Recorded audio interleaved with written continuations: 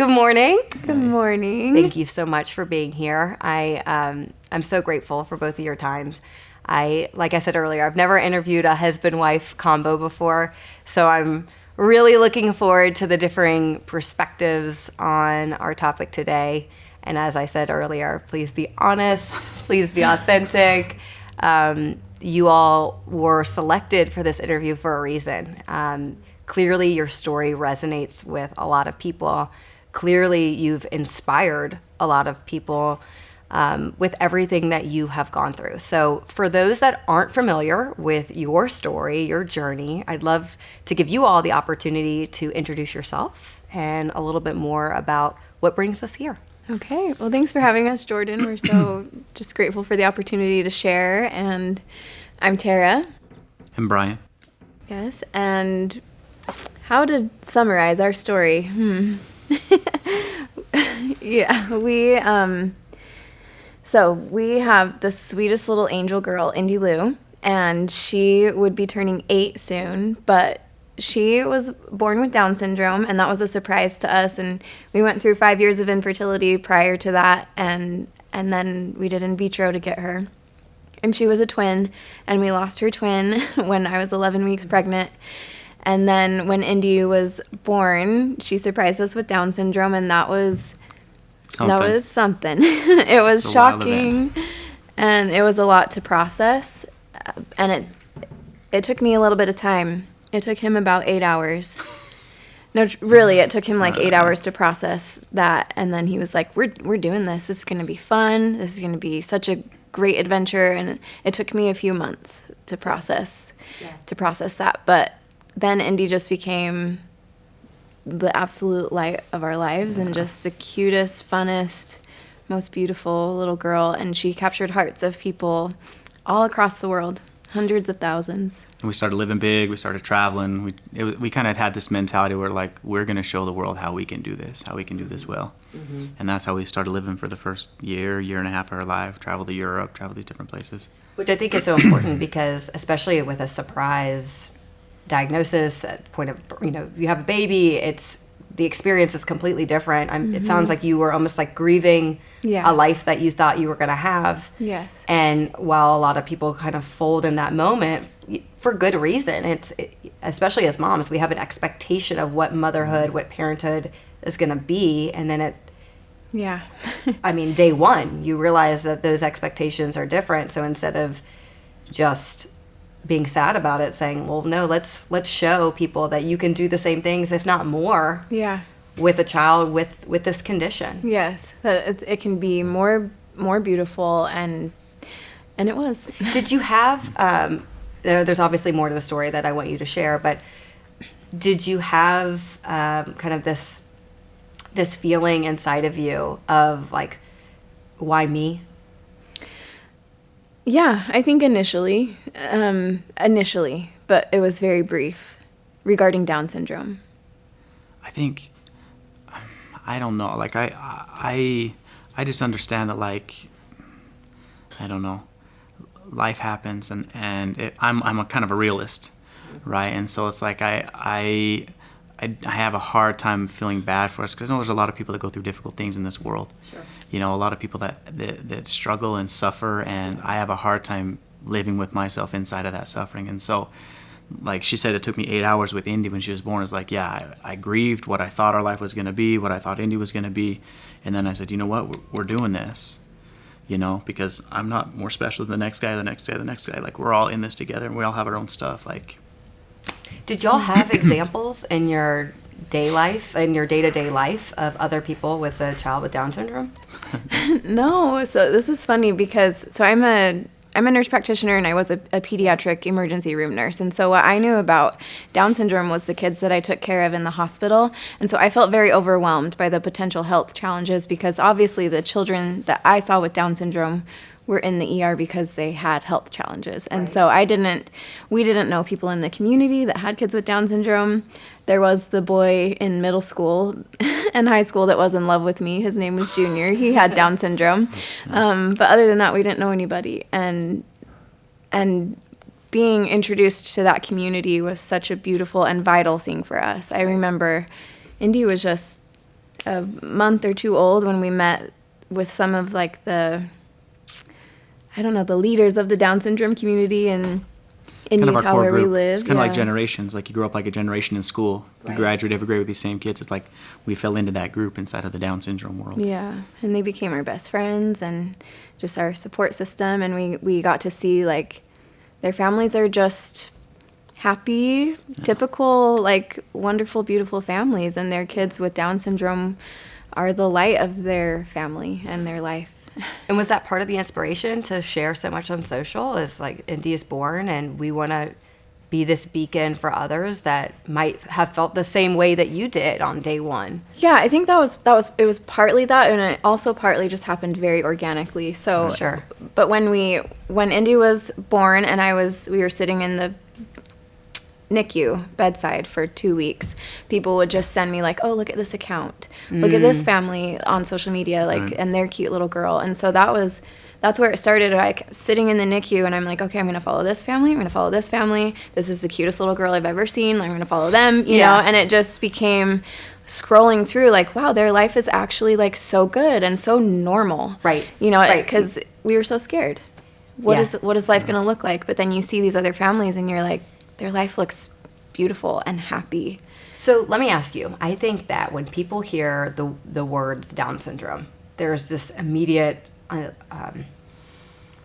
uncomfortable feeling that kind of takes over because it's not something that many people understand. Yeah. Because it's not particularly common. Were there things that people said to you both that were particularly uplifting? And on the flip side, were there things that weren't so helpful? Because I think part of my goal, our goal with Support Now and in general is teaching people how to support people through tough times.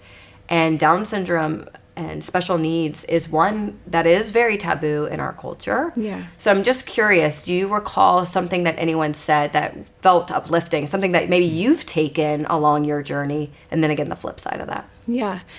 I think first I would like to say, like, the taboo part is, like, Indy was the best thing that happened to us. And I want that to be my main message is, like, don't feel bad for somebody who has a child with Down syndrome or another cognitive disability. That I promise you that child is the light of their family's life. Mm-hmm. And it's not a burden.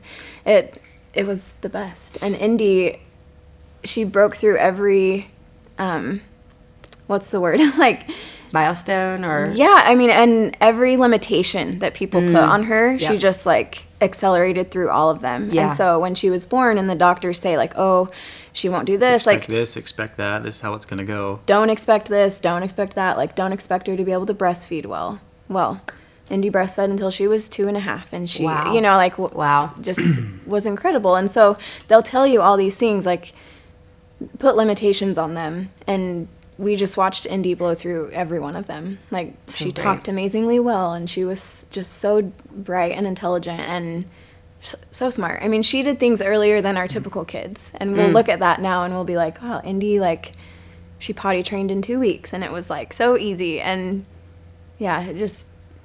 Yeah, I think that it doesn't define your story. It doesn't define who you are.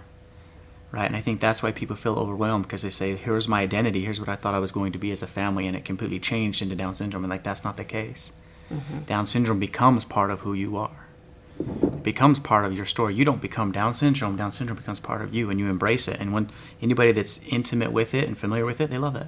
Mm-hmm. You know? And something that somebody said to me, I don't even remember who it was, but they said, because I was in this point where I was just wondering what our life was going to look like, and they said, you know, Indy's going to be your daughter.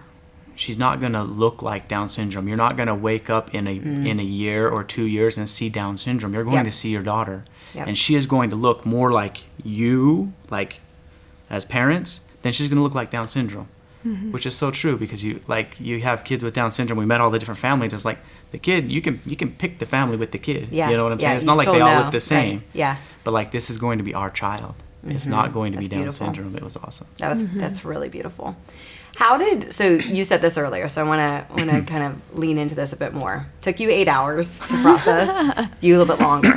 How did you support her through, I'm sure, just a variety of different emotions that she felt? Big hugs, lots of patience, understand like everyone's built differently. And some people's strengths are other people's weaknesses, and some people's weaknesses are other people's strengths. And so Tara and I actually complement each other really well with this, because I'm like quick to snap out of it and get myself in the right place. But then when Tara comes to and gets herself in the right place, she's the powerhouse. She's the strong one. She's the mama bear. You know what I'm saying? And so I'm quick to snap and get myself there. But when she comes, she brings the heat. And so like I just understood and tried to support her and love her, give her the words that she needs, give her the little bits of goodness, or try to help her see the goodness, try to help her see the perspective, try to help her see things. So say, hey, come on over here, and this is how it can be. Yeah. It definitely takes me longer to process everything in life in general. Yeah. And so I would have days where it was like hard and overwhelming. Like I remember the first time I took Indy to Target. I left the house and I took her to Target, and she had oxygen on for the first month, I think, of her life. And I thought everyone was staring at me, and I just felt like everyone's staring at me because she's on oxygen and they can see she has Down syndrome. And and it probably wasn't even true, but it was very overwhelming to me. And I just remember like I needed a lot of reassurance from Brian. Like, no, it's going to be amazing. She's amazing. And obviously I knew she was amazing from the moment that like we found out she had Down syndrome, and then the moment I held her after that, it was like, oh yeah, this is my Indy, this is my baby. Like, because there felt a disconnect at first. Like, wait, what? That's not the baby I was just carrying. She didn't have Down syndrome. Well, and I think that disconnect can happen with typical healthy children too. I think there's a lot of pressure on women and moms to feel this immediate connection that some moms don't feel right away. Like I think there's a lot of pressure to feel a certain way like that. And some people, for that is really authentic. For others, it just takes longer. Yeah. And to your point, you were kind of thrust in a new normal in a second. I mean, it's a pretty wild thing to have to experience. Yes. Again, already the difference of, okay, now you were a couple, now you're a family, a mom, a parent, a dad of one, and you're parents of a child with Down syndrome. Yes. That's a lot to process all at once. Were there things that your friends did for you kind of immediately afterwards that were helpful for you all to kind of begin to process what was going to be your new life? Yes. I think initially, like, the support was amazing because it was like, she's beautiful. Right. Yeah, everybody was just so excited, and that's all we wanted. Like, we just had our first baby, and we waited 5 years for her, so we just wanted to like to have it be a celebration. And for the first like 8 hours, it was really dark because they took Indy from us. We were separated from her for a while, and it just felt so dark. Like, where's our baby? What's going on? She has Down syndrome. What? And so Totally. When we were reunited with Indy, and then Brian sent a message out to all our friends and family and just said, like, our baby's here, our baby girl's here, and like she came with this extra chromosome, and everybody was just so happy still and like so excited for us. At least that's what they made it seem like to us, and that just meant everything, because it was like I was scared and a little like I felt a little embarrassed or something, Yeah, you feel like a little shame, like deep down. Yeah.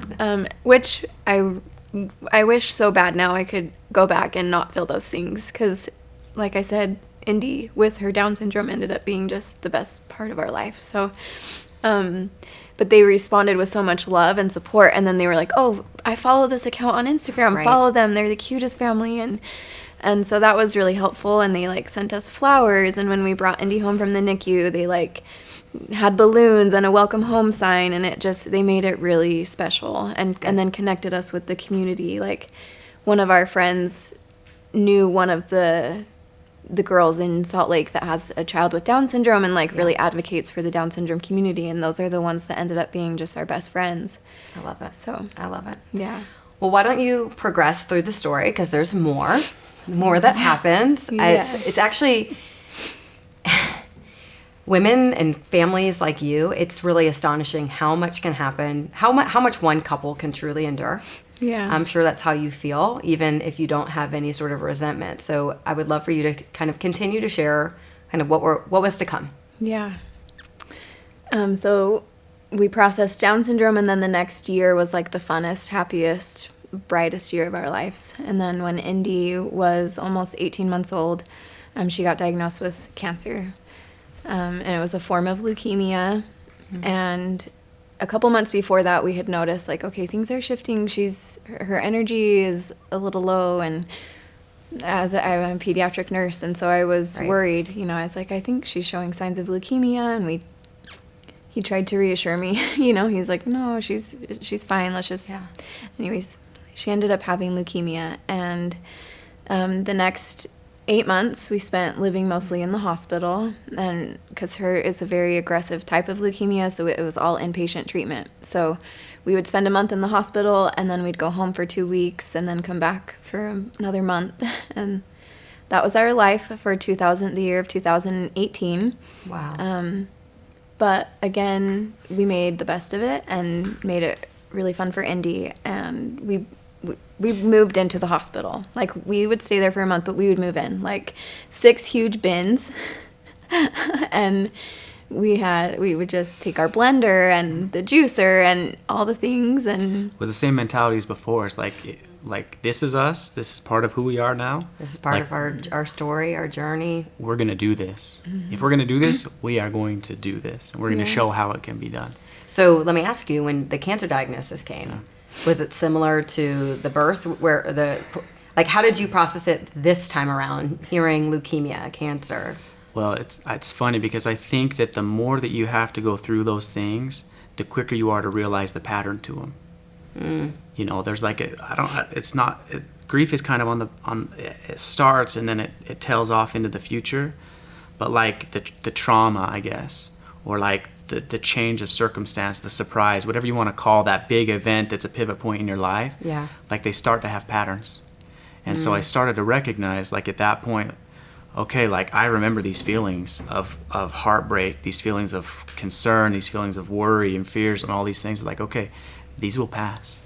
Mm-hmm. And then you're going to fall into your groove, and you get to choose what that groove gets to be and what that groove gets to look like. And so it wasn't 8 hours. I mean, we our heads were spinning a lot more with the cancer diagnosis. Sure. You know? I mean, it's not even comparable once you look back at it. You know, cancer was so scary. Yeah, it's a scary thing to swallow. But maybe 3 days later, a week later, we started to, the fog started to clear from our eyes and say, okay, like, we're going to do this. Mm-hmm. And let's show the world how to do it. And you keep sharing on your social medias, and you keep bringing people and letting people see the beauty of Indy. Like, and that's really, like, in that cancer journey, people saw more and more of greatness and how special. And like Indy, the way that she endured it, the way that she was happy, the way she kept her energy, like all of that was like this glorious element that we could continue to show the world. Down syndrome, yes. Cancer, yes. But here's Indy. Mm-hmm. And had you already had your second kid? Where were you? No. Not yet. Not yet. So, we've had 5 years of infertility, so we're thinking, like, we can't get pregnant. And then I was like, but just in case, let's prevent pregnancy while Indy's going through treatments, just in case. I got pregnant in the midst of her treatments. Like, total surprise, total wow. Whoops. But it was very divine. Yeah. Looking back, you see how divine it was. So Indy was diagnosed in January. In July, I found out I was pregnant. Wow. And then Indy finished treatments in September, October. And she was in remission. And we were on cloud 9 because we had a little sister come in, and Indy was healthy, and we're like, oh yeah, okay, now we'll go back to living. Like, we made it through the hardest part of our life. Like, we made it through it, and now we have this beautiful baby girl that's coming to join our family, and that was, it felt good. Felt like a turning point. Yeah. Interesting. Mm-hmm. It was like, oh, finally, we have this gift. Time to breathe, a little reprieve. Yeah, that makes sense. Didn't last very long. So when the cancer diagnosis came about, again, I want to kind of focus on what were the things that people did for you? Like, what were the things that were meaningful to you at that juncture?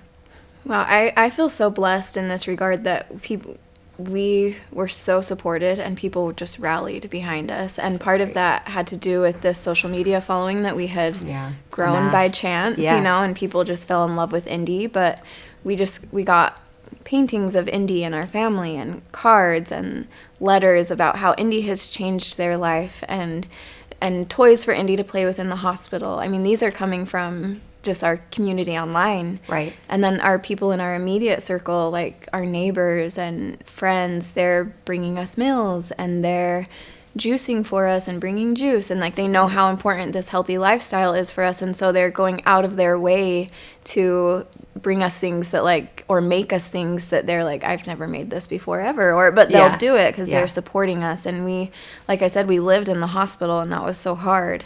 But people would bring us meals 3 or 4 times a week. It was incredible. And then before we would go home from our month-long stay, they would help get our home ready, help clean the home, mow the lawn, or whatever was needed. We were so supported. So wonderful. We feel very lucky. Anything else that comes to mind for you, Brian? The practicality of it. Who's got to run to the store and grab some stuff. Who's got to handle this or handle that errand. We had a line of people that were ready to do stuff. Sometimes it was hard for us to know what it is that even needed to be done. Sure. Yes. So, and as a nurse, I'm sure you might be familiar with this term. This is something that we've learned a lot about is decision fatigue. When you're at the beginning of a diagnosis, especially as something as heavy as cancer. Yeah. We've heard the phrase decision fatigue, where if you go to a family that's going through something tough, and you say, what do you need? There are so many new things that are being brought to you that you might not be able to respond to that question. Yes. So my question to that is, how did you kind of overcome that decision fatigue? Or did people just take it upon themselves to say, hey, they're too overwhelmed. I'm just gonna do what I think is best, because I do think that's where people get stuck. Yes. They get stuck because they're waiting for direction from people like you because they don't want to overstep. Yes.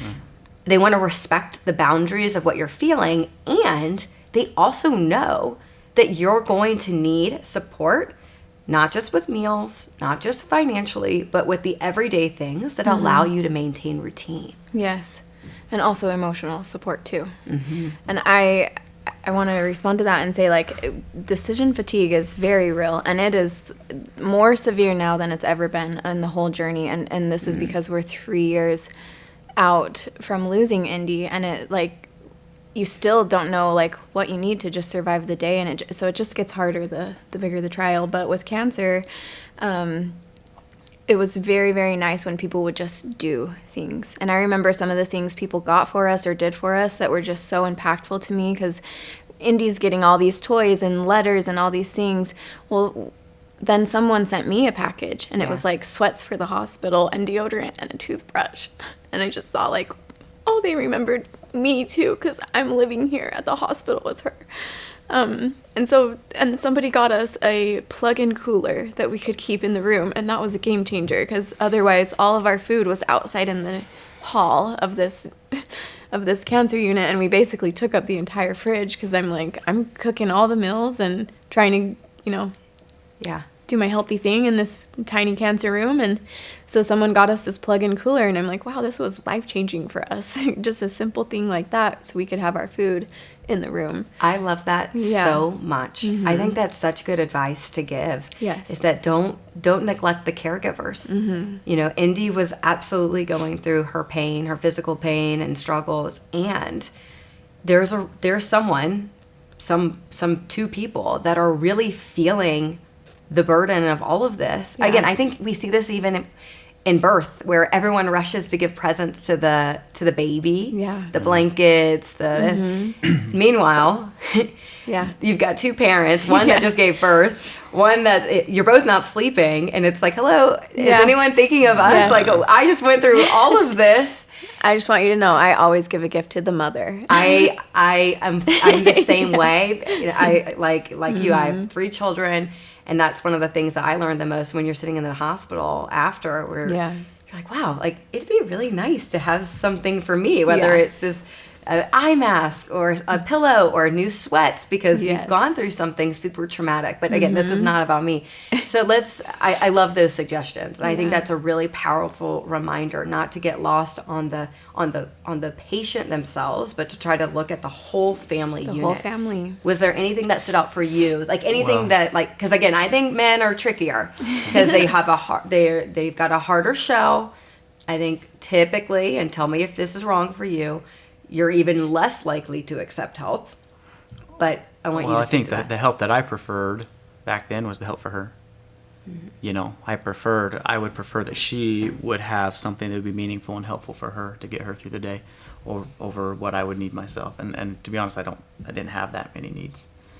You know, and so if someone was going to step up and they wanted to do something, I would say, well, my thought would be, okay, well, what does Tara need? How can I help Tara? But how did you take care of yourself? Because it's absolutely selfless to put her first and to put Indy first. But what were were there any rituals? Were there any things that you did that allowed you to stay present, allowed you to stay hopeful? I mean, we got our routine down really well, and so I got little breaks here and there, you know, which helped me go out and free my mind, even if it was to go home and shower and come back, you know, because shower is one of those things. Like sometimes that's a rare thing in the cancer world. You know, the parents been having a shower for a week, and so every day it was like, okay, we had our system where Tara was at the hospital, and we'd go and I'd bring up the smoothies and do all the stuff, and then I'd run home and I'd shower and I'd do what we need to do, and then bring up all the resupplies. And so the routine He was helped working me. at that time out of home. You were working, and so he would go to work for a few hours every day while I was at the hospital, and I feel like that was almost a reset. It becomes heavy when you're stuck in the hospital all day. And And was work an outlet? Like, was Yeah. that like did you? Well, I think it's a forced distraction. I mean, there's a little bit of controversy as far as distractions, right? Because if your mind is constantly bogged down with whatever trial you're going through at the minute, like you stop functioning. You can't process, and you can't find happiness and joy. Like you can't. It becomes so heavy if that's what you're always thinking about. And so, you know, sometimes you have to give yourself a reprieve from that, a mental reprieve, and even if it's 10 minutes, 15 minutes, whatever it is, or like a night out, or you know. I was just looking through and saw that like one of your friends invited you to go get your hair done. You know what I'm saying? Like you have to give yourself a break. You're not doing yourself any favors if you don't give your break, but you don't want to live in this distraction world where you're ignoring what's going on, right? Like you need to understand the reality of it, and don't use distractions as a way of avoidance of what the situation is. And so there's this healthy balance of distraction where work, like it would give my mind and my heart a break. Maybe a better way of saying is my heart. It would give my heart a break because I would go to work and I would use my mind. And I would do the things that I had to do. And it'd give my heart just a minute to breathe. And then every night, like back at it, back at the hospital, back with dinner. And it gave me more energy, more strength, more stamina to show up better for Indy and for Tara having a little bit of a break. Yeah. And I think so much of what you said is so powerful, because I think people are afraid to give themselves those reprieve because there's a lot of guilt. It's like, oh, well, you know, what Indy's going through, what Tara's having to process, you feel guilty for giving yourself a reprieve. But I love what you said. I think that's so important. You need to create space for that so that you can show up in the way that you know you need to be strong. Because like anyone, those type of situations, they wear on you. You can erode over time if you don't give yourself the outlet to take care of yourself. And while I think we love to play like the hero in all of this, where we just want to kind of put everything on our shoulders and just push through, we're all human. And we have to find ways to kind of take a deep breath. And I would imagine you were encouraging him. What were you like? How are you? Because again, this is also husband-wife stuff. Yes. This is tricky. So Yes, I would love to add to what he said, because so I was breastfeeding Indy still, and so I was more tied to being at the hospital with her. Like that was her comfort. yeah, And what a privilege, right? But I was more tied to being at the hospital, and so it was good for us, the system that we had, because he would go spend a few hours at work, have this like reset, this break, and then he would come back around 4 or 5 with dinner and fun energy. And so it was every night, that really lifted me and Indy, because it was like we would have dance parties, we would make smoothies for all the nurses on the cancer unit. Like the nurses become your best friends and the doctors become your friends. They're like family, and we just felt like we got to hang out with our friends all the time. And so you fall into this routine where, yes, we're fighting cancer and this is really hard, and Indy's going through really difficult things, and also like we had fun. And I think, is that weird to even say? Like, we had fun while we were living on the cancer unit, because we did. Like, they became our friends, and it was like they'd come in and they'd play the ukulele for us and sing to Indy, and like we felt like we got to hang out with our friends all the time, and it became special. And truly, we had dance parties in our room every single day. Every single day. It was like we would turn up the music and just dance. And Indy loved dance parties, and she would just giggle through them. Even on hard days, like we had our dance parties, and we had like this joy. So it makes me think like some things that helped me were a dose of perspective sometimes. Someone would share something with me, or an article or a clip, a YouTube clip or whatever they would share, and give me a little bit of perspective.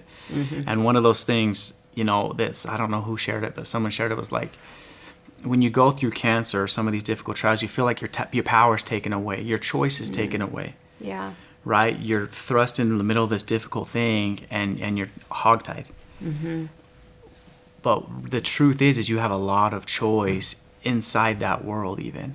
And for us, one of our choices was the mood, right? Is how we're going to do this. We can't change the fact that Indy has to fight cancer. Right.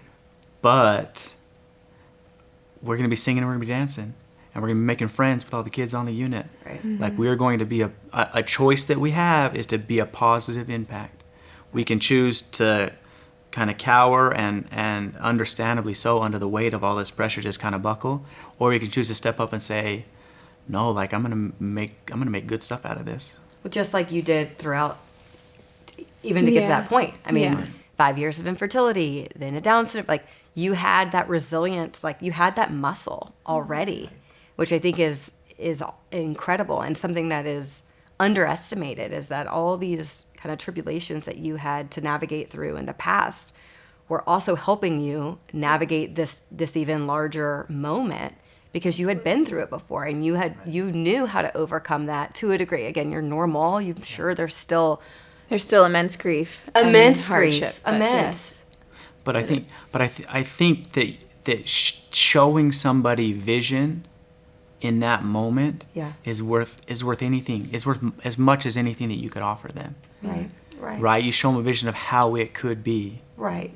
Because I think with Down syndrome or with cancer, like, there's not a lot of circumstances out there where somebody is really like showing the greatness in something so difficult. And social media is helping, and sharing podcasts are helping, and these different things are helping people be able to have a further and more expansive vision of what life is. Right. But for me as a dad, it was like, show me what's possible, and that's what I'm going to do. Yeah. No, and I completely agree with you. I think that social media gets a bad rap, and there's so much beauty in it. There's beauty in being able to tell a story, and I think that Tara has done an incredible job of this on Instagram, especially because you are further along in your journey, and you are inspiring others just like others had inspired you, and keeping it real and not worrying so much about the aesthetic and how this all just showing up the way that you feel in that moment. So I do want to make sure that we kind of continue to tell the story. Kind of talk me through, after you get through all those treatments, what happens then? So then we're celebrating because Indy, she's in remission. She rings the bell. We're good. We have our other baby girl, and we just think, like, wow, we really passed through an extremely hard season, and like now life can start. Like, now we can begin this, like, the life that we want to live with Indy, which is where, like, we're a bit like free spirited, and we want to take her to see the world and let the world see her, and we want to let the world see her within our family and see that we are just a normal family and we're having fun and enjoying life. So this is our goal and our dream, and we're so excited about this. And then our baby girl is 4 months old, and Indy relapses. And so we got just a few months, I feel like, to feel like the weight was lifted and that things were going to be good. So then Indy relapsed and things got like really, really hard. Yeah. She got put into a treatment called a transplant that happens with leukemia. A bone marrow. Bone marrow transplant. Oh, yeah. And that's intense. Intense. More difficult than the previous year. So she got pushed into that, and it was hard, but we did it. We made it through. And we got to the end of that, and it was like, what, November, December, where she's home. Okay, transplant's done. Okay. And she made it through transplant, and the doctors were amazed. They were like, wow, she actually did a lot better than we thought she was going to do. And once again, defying odds. Defying all the odds, yeah. And then we went home, and we had Christmas at home. And then just right after New Year's, a couple days later, she just became very sick, went into respiratory failure.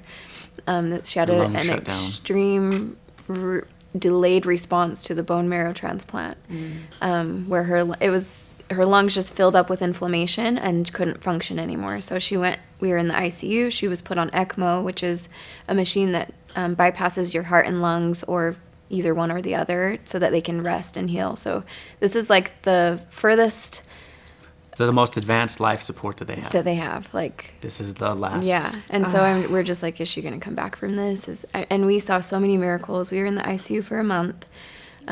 Just profound miracles. And this is when the world like really came together for Indy and our family. Incredible. And everybody started crossing their fingers for Indy. It was this really beautiful thing.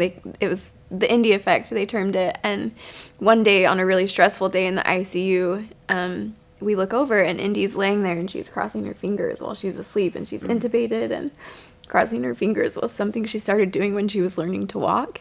And she would like get to like nervous or unsteady. She'd get nervous and she'd cross her fingers. And so we're sitting there in the ICU and we're having this really hard day, and we look over and she's crossing her fingers.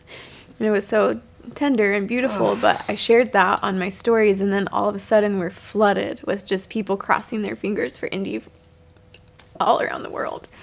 And really like the faith of others and the support of others during that time got me through every day. Well, and they rallied around her spiritually as well, which is important to us. You know, I mean, the prayers that they would offer on her behalf, or people would put her name on the wailing wall, or you know, these different spiritual things where it says, look, I'm praying to God for your little girl. I don't know her, I never met her, but she's meaningful to me. And people who are like, I don't even know God, but I'm gonna pray, right? Because I want to help Indy. Right. She inspired people to like reach higher. Yeah. Or fasting. If you've ever heard of fasting, like we did a fast, which is kind of a spiritual plea to God, say, hey, help this little girl. And I don't know how many thousands of people across the world joined in on that. Like, and those again, are meaningful efforts. There were people who were like, I don't even know what fasting is, but you tell me what to do, and I'll do it for Indy. Right. You Again, know, people want to take direction, so if you tell them what to do, they'll do it. Yes, and that was really beautiful. The people who came together during that time, especially when Indy's life was really on the line. Yeah. And so she survived all of that. And then after that, they told us, like, well, sorry, her lungs are healing, but cancer is taking over her body and she has 6 weeks to live. And we were just like, what? Like, what? And so we took her home, and we experienced profound miracles. And instead of dying at 6 weeks, she started getting better.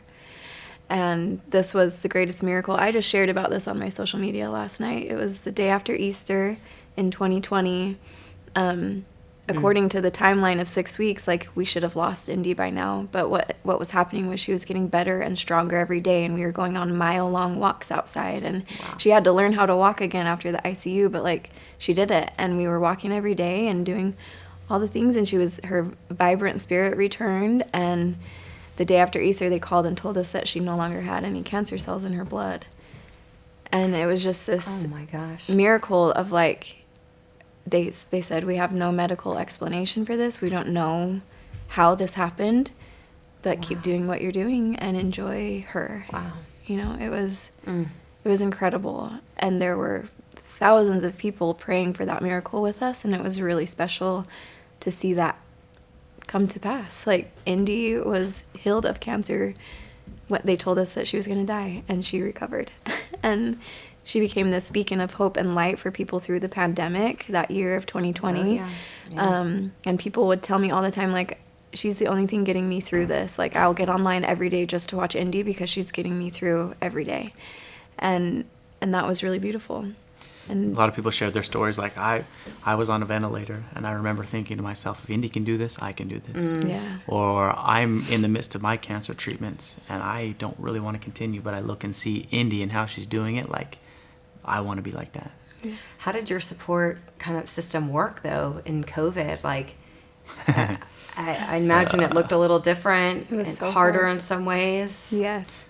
It was so challenging because that was one of our hardest times, trying to recover Indy from cancer and doing it all at home. And we were scared because she had just had a bone marrow transplant and her Sure. immune system was weak and she has cancer, and we didn't let people really in. Like, family would come visit at the window or through distance, and that was so, I look back and those were really, really painful times when we really needed our family, and we were so scared that, like, they didn't come into our house, and Indy's favorite people were her grandparents, and they didn't get to come over for a month, and that was really, really hard. But then when we realized, like, oh, Indy, when they called us and said Indy was cancer-free at that time, we were like, okay, family, come back over, we need you guys, Yeah. So that was challenging. The support was really, really hard because everybody was just, Everyone was on lockdown. so Wow. we didn't really have support at that time, but it was also really special because it was just the four of us always, and we got to spend a lot of really good quality time together, and I think we really grew close during that time. Well, in the world too, still found creative ways to help too. Yeah. Grocery deliveries, or something in the The mail. Instacart world, Yeah. Yeah. Like, people that really want to support still continue to find ways to support. Even like lots of times I wasn't even aware that you were able to do these certain things, but people would get creative and research and say, hey, I want to send them a singing telegram. I want to have them on the phone. You know what I'm saying? I'm going to hire this Elsa Frozen Yeah. to call them on the phone, and did a she video you call know, with Elsa. When there's a will, there's a way, Yes. right? Yeah. That's beautiful. And one of the fun things too during that time, we started FaceTiming people from our Instagram community. Like, Oh, we'd that's get on cool. stories and be like, who wants to FaceTime us right now? And hundreds I of love people that. are like, well, I want to. And we would just pick like the first 5, and That's they would get a beautiful. FaceTime call from Indy and our family. And that was Wow. really fun and sweet and And special. so she was cancer free for how long? March. Almost a year. Yeah, almost a year. Just right Wow. under a year. 10 months or so. And then we had this great plan. We were going to go live part-time. Go back to living. We were going to Yeah. live large. Yeah, because we thought we've experienced this big miracle. Indy, like, she's never going to get cancer again, right? Like, why such a big miracle if this isn't permanent? And so we planned to go live part-time in Puerto Rico because we were like, we need to get away from just this life we've been living for the past several years. Sure. And Indy loved the beach and the ocean, and so we were like, we're gonna go live part-time down there so we can just have time to be in nature at the ocean. Indy loved it so much, and so we went to Puerto Rico in January, and we were there for 10 2 days. weeks. 2 weeks. Indy's eyes started swelling up and just kept swelling, and we called our team, and they were supportive of us going. They were like, yes, Right. please go. Right. Go get away. Yeah. Do something for yourself. Yes. Do something. So we called them, and they were like, it could be cancer behind her eye. And I'm like, no way. Like, it's probably just an infection. But we flew home. It ended up being cancer. So, man, cancer it's hard. And I remember someone said cancer is like a weed. If you don't get it all the first time, the chances of it coming back are just greater, and it just spreads, So we did radiation behind her eye, and her bone marrow was still clear. So they're like, we think this is just behind her eye. So we did radiation, and we continued with all of our natural healing therapies that we were doing, and she did great. So we're like, okay, after Easter in 2021, we're going back to Puerto Rico. Yeah. We went down there, and we were there for just a few days when she became like very, very sick. And it just happened so fast. Like, cancer is so sneaky because one day you're fine and the next day you're not. Doctors cleared her to go. Yeah. And then it was 6 or 7 days later, we're like, oh, scramble back. Yeah. And she ended up in the hospital down there. It was the hardest, darkest time. And then we got back to Utah. She was so sick, and we found out that cancer had grown like all over in her organs. And so leukemia is, It's okay. Take your time. Leukemia is typically, you don't really get tumors with it. Not typically. It's just in your blood. Well, her blood was clear, but she had grown tumors, just like the one behind her eye. So her blood and bone marrow stayed strong, but tumors grew like all along her spine and in her abdomen. It's kind of a little bit different presentation. It was like a cousin cancer, similar, but these little masses started popping up all over, and the doctors could radiate the one behind her eye, but when they started popping up all over the place, the doctor's like, you can't really radiate some of these across the spine, or. We could, but it would have just bought you a couple more weeks. They said like it wouldn't be a cure for it. It would just be to give you more time. So. They told us at that point that she had 2 weeks. So it felt different than the time before when they said she had 6 weeks, and we were like, heck no, she's not going anywhere. Like she is not done. And then we had this big miracle. But this time it felt different. It felt like Indy's ready.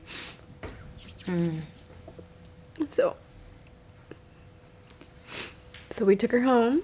It's really hard when you're given a timeline because every day is like you're on the clock, like you have to make the best of today because we don't know how many days we're going to get. And living on borrowed time. Yeah. And they tell you have 2 weeks, and I'm so grateful we got 6 weeks, and she was happy during those 6 weeks and she felt well. And even on my social media a couple weeks ago, someone was like, I am truly amazed at how well Indy looked until her last day. Like she just looked well, and she continued to talk and be happy and eat her favorite foods and have pizza parties, and like she was still living. Yeah.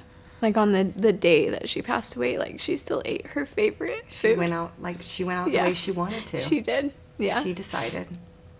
Yep. Wow. So that was June of 2021. And so, the world came when that happened. You can imagine the support that came in from all across the world, and an it was avalanche. Yeah. Was that overwhelming? I think in that space, that fog of deaths happen, and sometimes you know that they're coming, and sometimes it's a total surprise. But either way, it's shocking. Your human mind can't comprehend death. We can't comprehend it as humans. It's like they're telling me that Indy's going to die. Part of me believed it, and part of me still didn't. You just can't comprehend it. And so then when she actually did pass away, even though we knew it was coming, it was it was still shocking. So you're still living in a fog, and so much of it is I wasn't super aware of everything that was happening. Looking back, wow, all of these people rallied and came together, but I was just I didn't really know that was happening at the time. I just was in this fog of how am I gonna wake up today? Wait, where's my daughter? She's gone. You just can't really. You still can't comprehend it even after it happens. Every time you wake up, it's another shock to your system. It's so final. It's just so final. Yeah. And I learned, ever since Down syndrome and then cancer, our life became so atypical. We didn't know what to expect. We were so far off the charts in our life journey that was what does tomorrow look like? I don't know. What does next month look like? Your guess is as good as mine. Yeah. Man. But people did rally, and it was, So much. I feel so lucky and blessed because we've had to go through extremely hard things, and we've had immense support through the whole thing. And I wish that everybody had the amount of support that we received and still receive. I wish everybody had that who has to go through these things, because it really made a huge difference for us. And thousands of people came to Indy's celebration of life, and it was the most beautiful celebration of life you could even imagine. It was stunning. It was beautiful, and just thousands of people there to honor her. But we didn't do any of that. There were hundreds of people that came together to set up, to make everything happen. we couldn't have planned that. We were, in Right. the state we were in, and it was so incredible to see Indy honored that way, from people who dedicated months of their lives, like some of our closest friends who spent months planning her celebration of life, like I guess 1 month, because when we found out she was going to pass, they started working. Yeah. There's something to be said about your close family and friends, and the impact that they can have in that sort of time to carry, because it's not there's certain things that distant relatives or distant friends can help with. They can send meals, or they can donate to a cause, or to support you in that way. But we were blessed that there was like a tight team of maybe 5 people that they were our help and our support, and we leaned on those guys so much. They planned the whole celebration of life and did it in an incredible way. Yeah. But they were like our they functioned for us when we couldn't function. And those were some of our oldest, closest friends. And then we also had the Down syndrome community. Right. And like this, all of it came full circle when it was like they were our biggest support system through cancer. And then in our final days, like they would divvy up who was going to come over, but one of them or 2 of them would come over to our house every single morning and make juice for us and do our dishes and do our laundry. They took our laundry home. They cleaned our house, hired cleaners to come clean our house. They took care of everything so that every day could just be us focusing on Indy. They put a cooler on our porch and just said, like, okay, you're in charge of dropping off food today. Just go leave it in the cooler, so that if we were busy, we weren't disrupted. Like, they were just leaving food in a cooler on our porch. And when they would drop off food, they would they left a little mailbox, an Up house mailbox, because Indy loved the movie Up, and they would write a note for us when they left their food. They printed out a huge, big sign to go in our front yard that said, "Indy Lou, the world loves you," with a picture of Indy, and I mean, everybody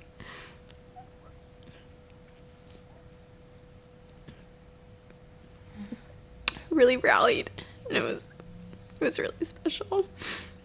I have one more question before we wrap up. Okay. What are the best ways for people to support you now? I mean, your years passed, the loss, and we all know grief's timeline is well, A, it's not linear. Yeah. B, it never goes away. So I'm sure you're still learning and growing through all of it. But what are the best ways that people have supported you now? I think this is where it gets the hardest. I mean, we were talking the other day about the year 3 has been the hardest. Yeah. And so it just gets Is that because you feel like people have moved on? Is that because there's just this reality truly sets in? Why do you feel like that? It's both. We know that people still remember Indy, and I feel like social media has been the biggest gift to me in that way, because people on social media remember Indy, and they all get messages every single day of like, Indy showed up for me today. I needed her, and I was having a hard day, and she showed up for me. Because now spiritually, Indy can be with everybody who wants her presence. And so I get these really special messages every day that let me know Indy's not forgotten. Indy is still so loved. But as you get farther away from the loss of your person, I think, like you said, reality sets in. Like, the first year was just a fog. Right. The second year, it starts to set in a little bit, and you're still having a little more support. Right. You get so much support surrounding the death, so much support in the month after, and then it just felt like we were lifted, and then everybody moves on with their lives. And people would still check in, but it still felt that way, like, oh, I'm still in this, like, immense fog and grief. Like, I can still hardly function while everyone else is, like, having a fun summer and moving on. And we know that we're never forgotten, and they were still so supportive, but it it definitely drops off. I look at it as like it's like an inverse correlation where you're in the fog while people are doing the most for you. Yeah. And then you come out of the fog, the reality sets in. Yeah. And then that support begins to dwindle. It's Yeah. a really interesting relationship Yeah. that happens that I think a lot of people are unaware of. Is Yeah. that in the days, the weeks, the months, even the year after, you're not really processing all the support around you. Yeah. It's really a year later Yeah. where you're starting to come out of it. Yeah. But then you look around and you say, where did everybody Yeah. go? Even as well intended, of course, as Yes. everybody is. I think this is realistic, though. You know what I'm saying? It's like we had our time of struggle and strife, and guess what? It's somebody else's turn right now. It's somebody else's time. And, you know, I look and say, okay, well, how can I support them when they need it? Yeah. But there's something to be said about even small acts, like people that will mark their calendar every year to say, this is Indy's birthday. I'm going to send Tara a message on Indy's birthday. Right. Or flowers. Right. Yeah. Like those are small things that don't take up a lot of time or resources to do, but it's just a way of saying, I think the biggest blessing people can give to us is just say, hey, like we remember Indy, and Indy was still awesome. We know that you're struggling. Indy loves you. Indy loves me. This is how I feel, or whatever it is. Yeah. You know. Yeah. It feels really like when you lose somebody, you are scared that everyone's going to forget about them. And I think because all we have left is her memory, right? Like the memory of Indy and this incredible life that she lived. And we don't want people to forget about that. Yeah. It's like, because that's what we have, you know?